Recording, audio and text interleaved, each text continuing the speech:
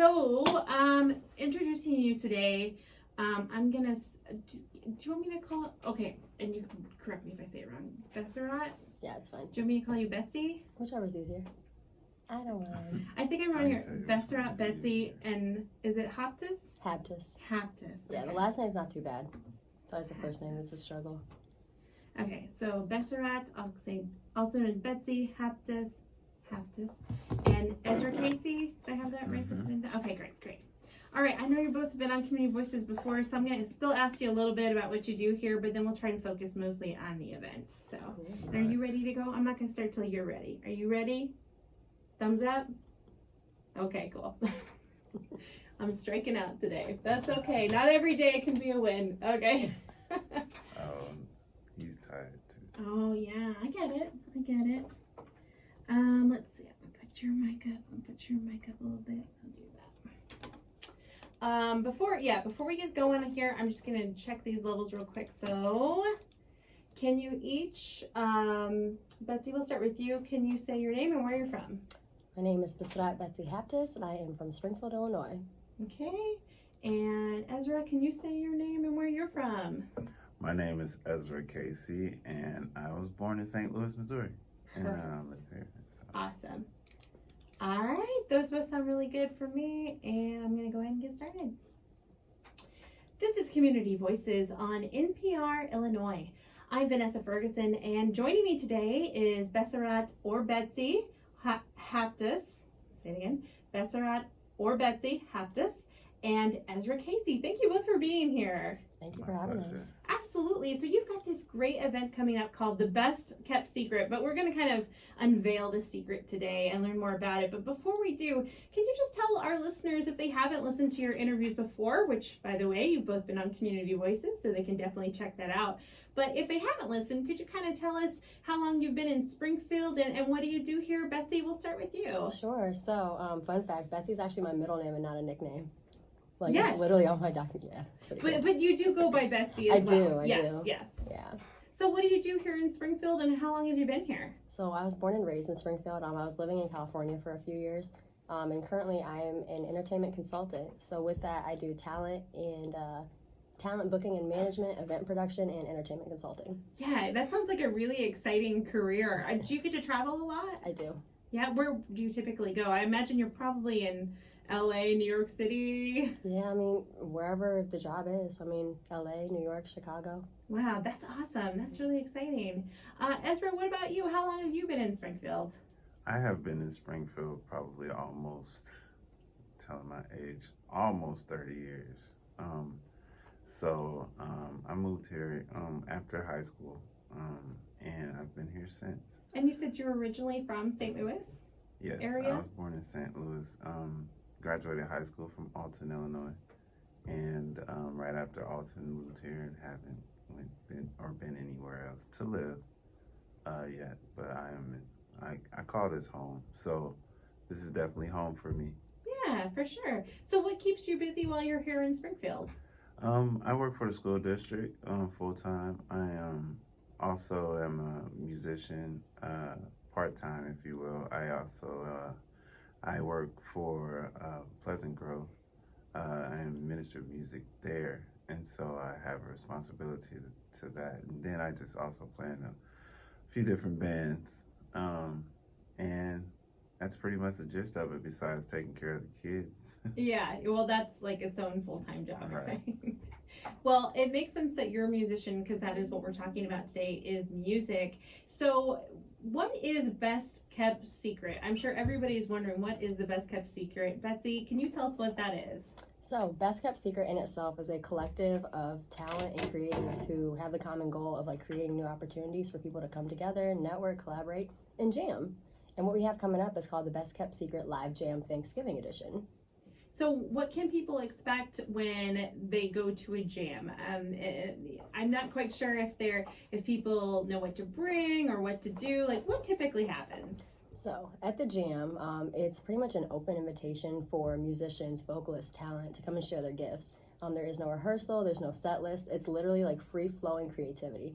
And so what you can expect is like good vibes, good energy, and great music. Yeah. Ezra, you're a musician. What do you, I'm assuming you play in the jam. What do you typically play when you're jamming with everybody? Well, because I I do a lot of the hosting, if you will. I do a lot of talking at the gym. So I like to see other guys play, honestly, but mostly I might play keys. You know, the good thing about the gym is that you can get on different instruments, you know, that you normally don't play. Yeah.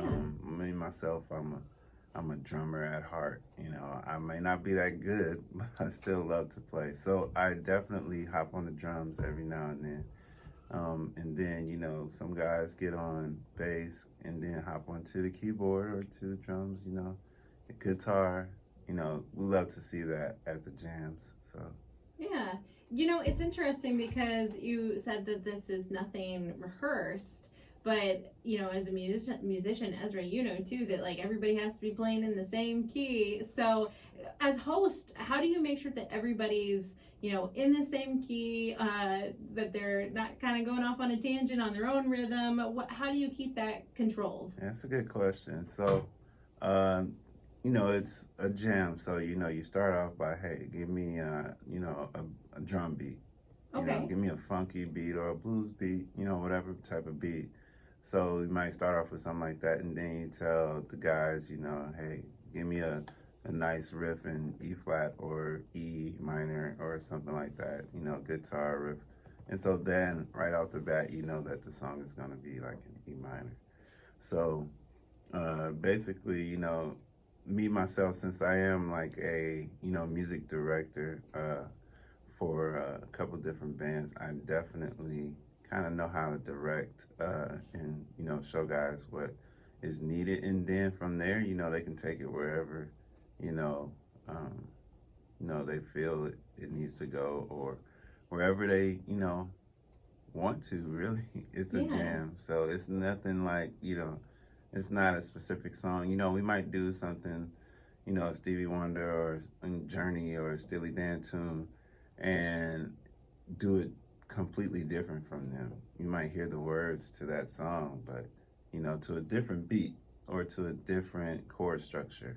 Yeah, for sure. You know, I was watching a video of one of the jams that you did, I think maybe at the Dannenberger property, and Debbie Ross, who's been on the show before, and if anyone wants to listen to that, you can go back and listen to our Community Voices interview with her. She jumped up there and started kind of riffing on Superstition by Stevie Wonder, and it was just a really cool thing. And she wasn't up there for very long, which made me sad because I love me some Debbie Ross. But that is that something where someone could just come up and sing part of a song, or you know, maybe one or two of the lyrics? Is that something that they can do?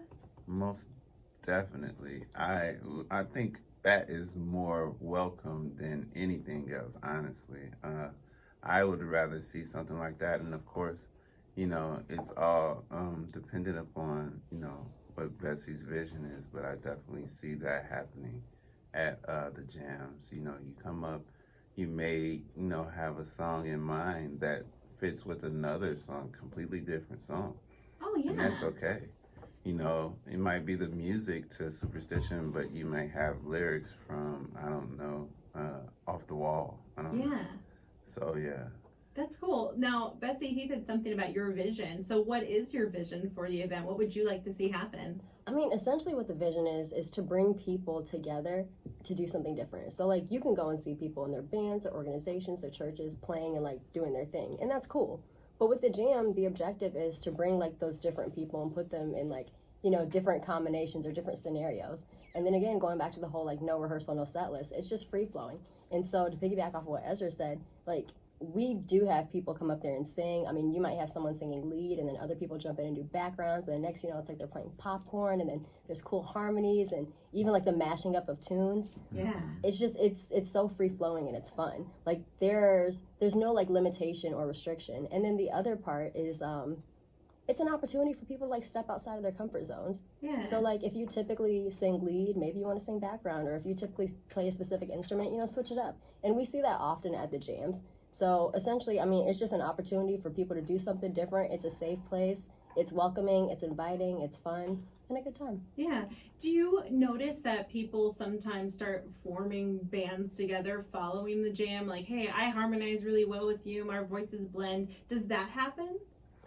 Yes, so I've definitely, I don't know who you're asking. Feel free to I jump in, definitely whoever. have seen opportunities come from the jams. I don't know if complete bands have been formed, but definitely guys have gotten opportunities to play with bands. So, some things are more difficult to do, like form a complete band. That's kind of, Yeah. to me, it would take more work to form a complete band than to just say, hey, you're a great drummer, you're a great guitarist, we could use you in our band. And that's what has happened, Yeah. even with vocalists and musicians alike. So yeah, I've definitely seen it, and that's, encouraging, I'm sure, for Betsy, and it's definitely encouraging for myself, because I always love to see guys get opportunities, especially the younger guys, that are playing, because it seems as if, the younger or the youth just isn't into like instrumentation anymore. And that is something that I love to see, because I have young son myself. I want to see him grow up and develop into a musician as well. So, to keep that fire burning, it's good to see those guys coming back and getting opportunity.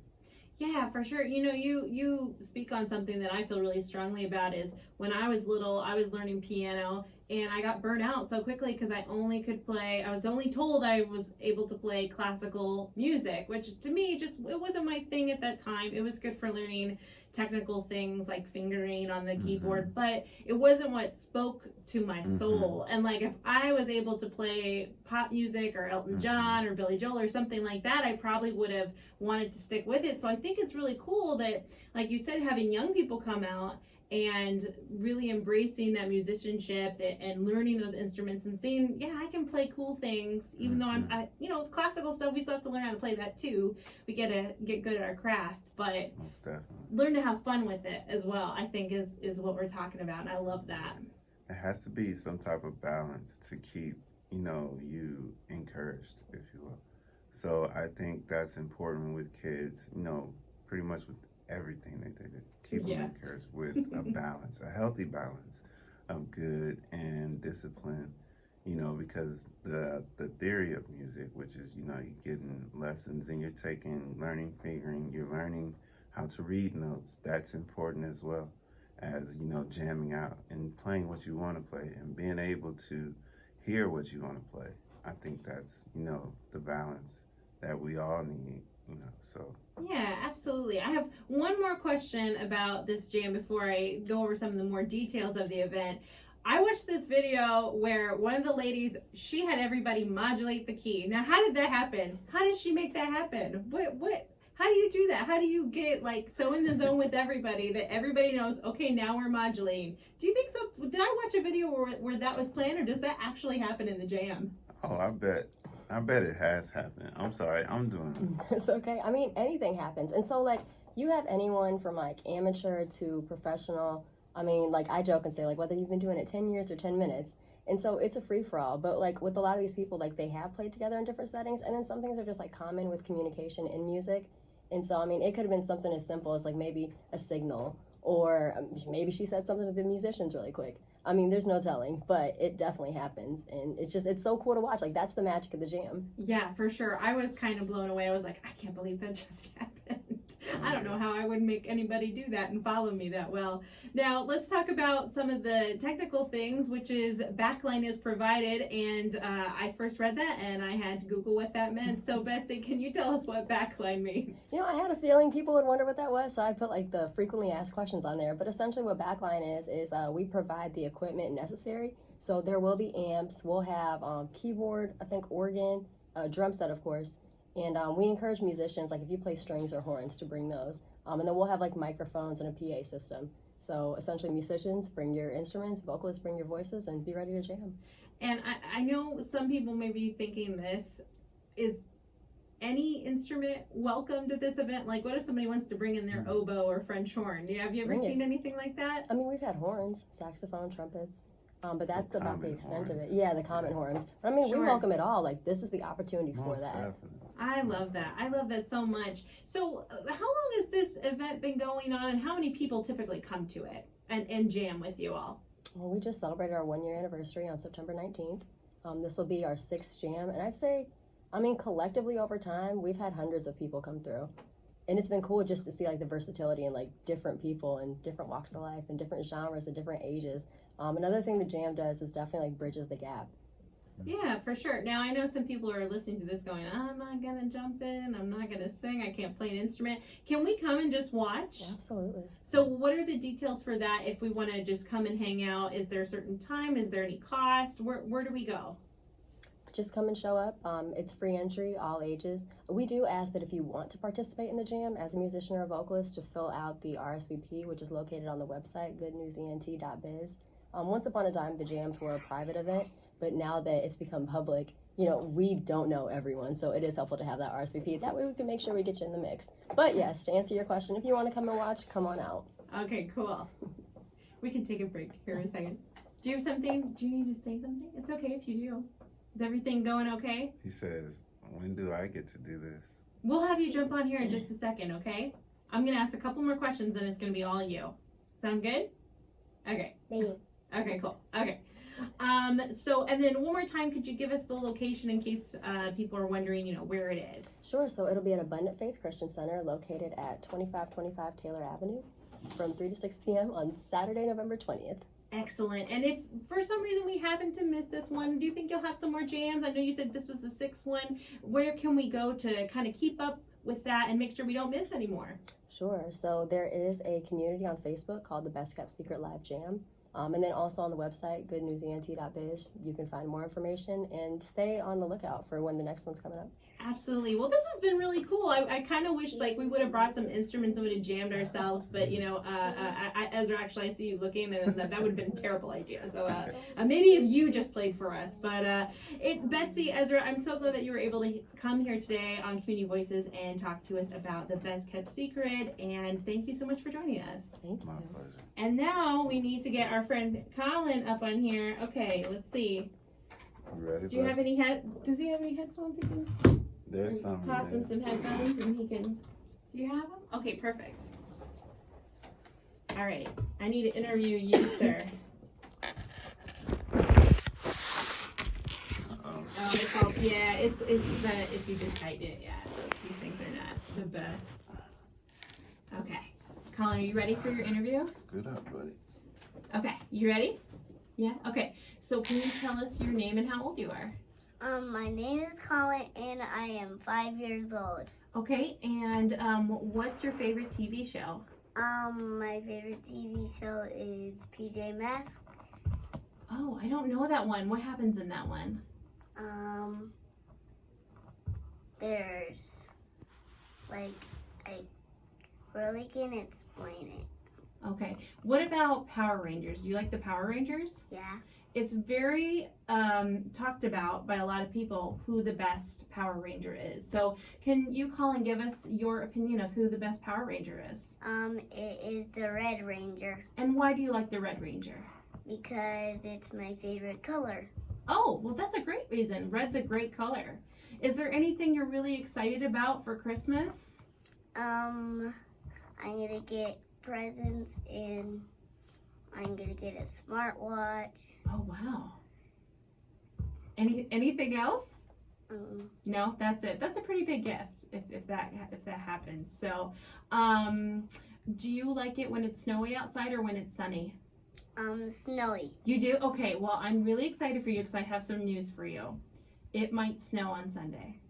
Isn't that so exciting? Yeah. Yeah. Well, Colin, it's been such a wonderful thing to get to learn about you today, and thank you for being here. And then you typically say, okay, thank you, bye. Bye-bye. Perfect. Good job, buddy. Very cool.